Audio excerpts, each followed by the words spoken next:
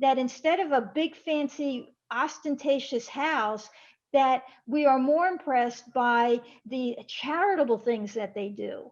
And that's what impresses the population. Most people who want power want to impress other people. I'm also a decorator, and I go into people's homes, and I live in an area, not my house, but I live close to a very wealthy area. I live in the DC area. And I go into multi-million dollar homes almost all the time. Okay. And some of these people are quiet, unassuming people. But some of these people, their houses are very flashy. And when I talk to them, they kind of want to get it in, like, do you notice that expensive thing and this and that? And it's like, you know, so you get those kinds of people, you see. And it's an insecurity what they have. And an Yes. insecurity, if you keep going back, is a mental illness. So I don't look at them, they don't make me angry. Mhm. I feel a little sorry for them, you see. And I go back to my house, which is an okay house. You know, I'm a comfortable house. Like I can see you have a comfortable house. And, you know, I'm happy in my house. I don't care that I don't have that $1 million thing, you know, sitting there. It's not going to do anything for me. So the thing is I deal with my customers with compassion. Even these people who live in houses so much more expensive than I do. And I say, yeah, it's a nice thing, you know, you see, but I don't get angry and confrontational with them because that's not going to work.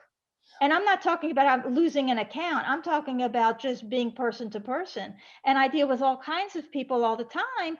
And I have learned through meetup, because I'm in a lot of meetups and through working, that when you deal with people with compassion, you're more forgiving and you like yourself more, you know, and I go around being a happier person. Well, So can I interrupt real quick, ma'am? Miss Debbie? after I say one thing, Go ahead. I got to, I have to say one thing. I neglected to say thank you for your service. You're, and you're welcome. I enjoyed. Trust me. It made me the man I am today. I would say that. Thank you. Um, Mhm. so it just so you said something a minute ago that really struck me. You said that um, uh, um, you said that the you have to this compassion, right? You have to give compassion to these people.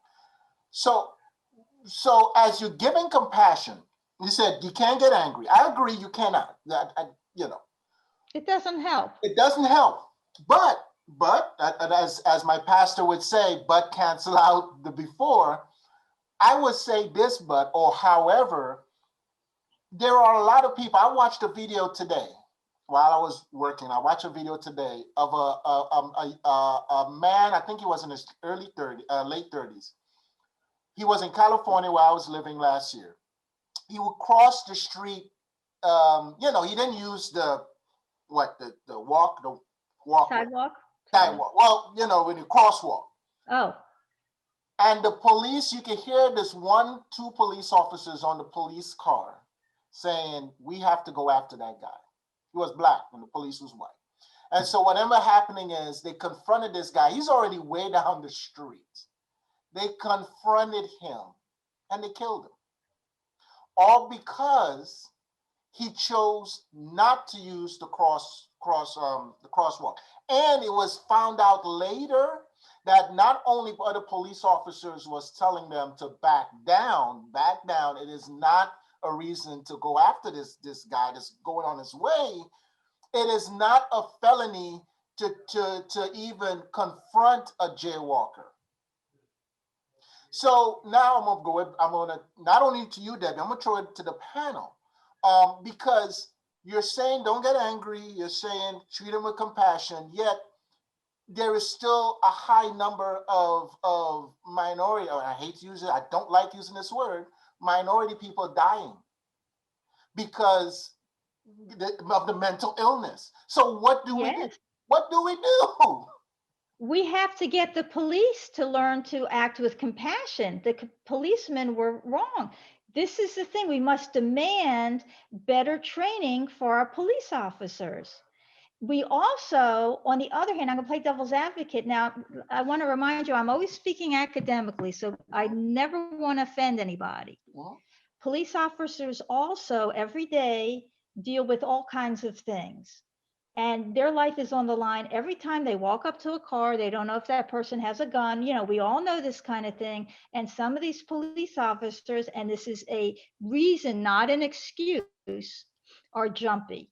The person who went after this particular jaywalker, that was not the case because the person was gone, no threat at all. The person was gone, you know, like you said.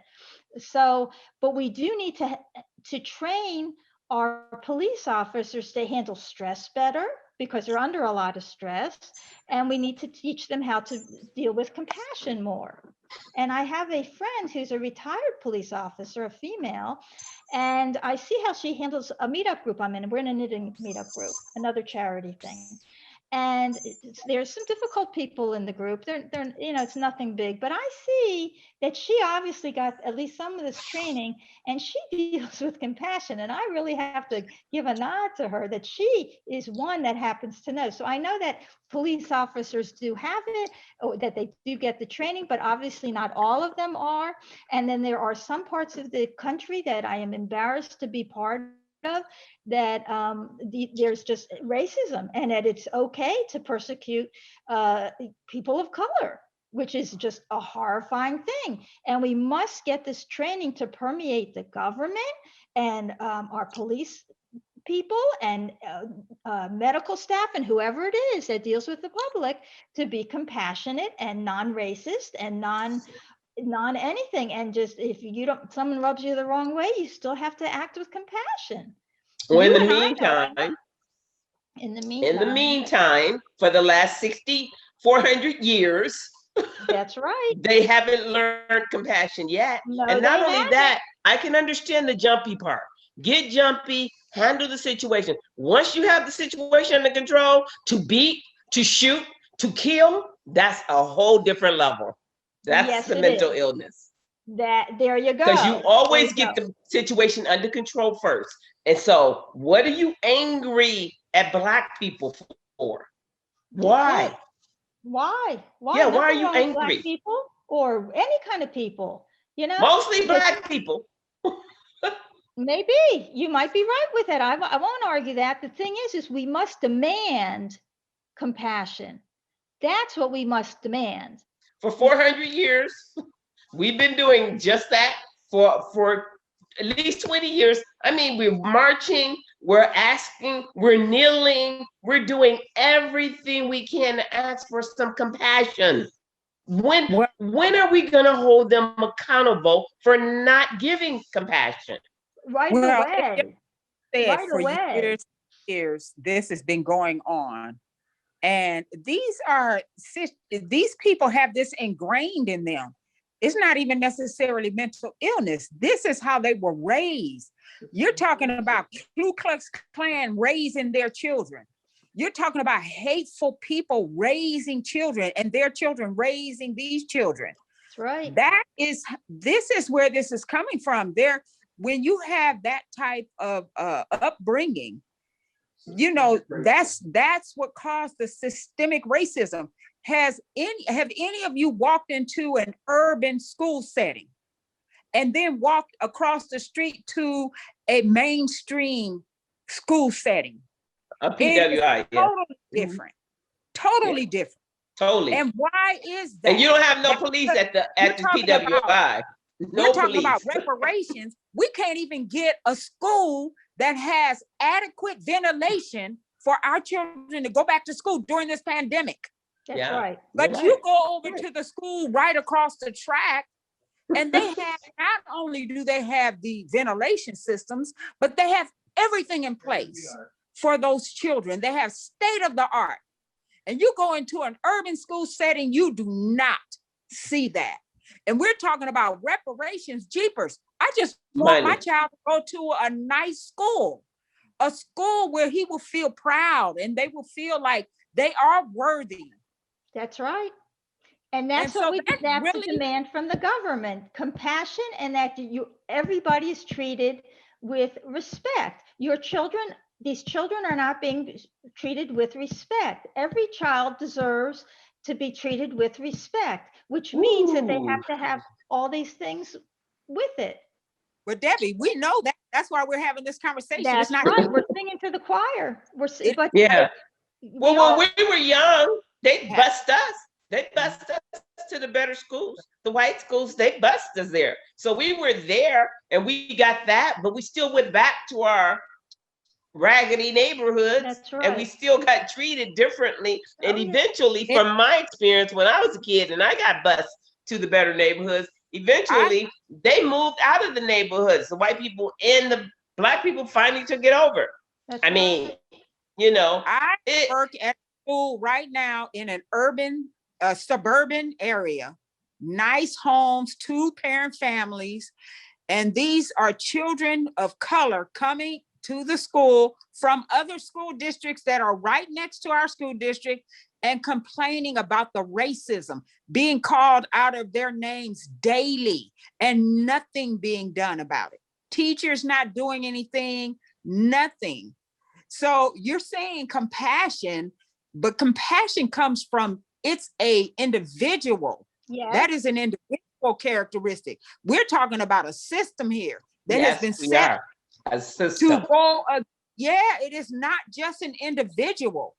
And yeah, we can go and demand from Washington, we want these police to be trained. As a matter of fact, they were supposed to be training them with this already. However, it is just not happening. It's just like other laws and bills that have been placed to make changes and nothing has happened. It's like putting a band-aid on the sore, and when the scab comes on it, they just take the band-aid off and go on with their business. This is not what's going on. We have to be more realistic. And I really appreciate Starfury for doing this, setting up these types of meetings and venues, because this is not being addressed. It absolutely not in a realistic sense.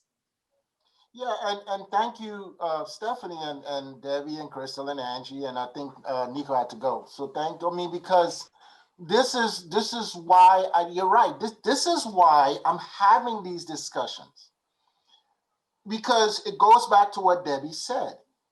The mental illness, especially when watching the film earlier, and you see how these actors beautifully portrayed how hate could infiltrate a mob, a town, a city, and then hate has, and if you notice in the movie in the show, there were Black people in the audience.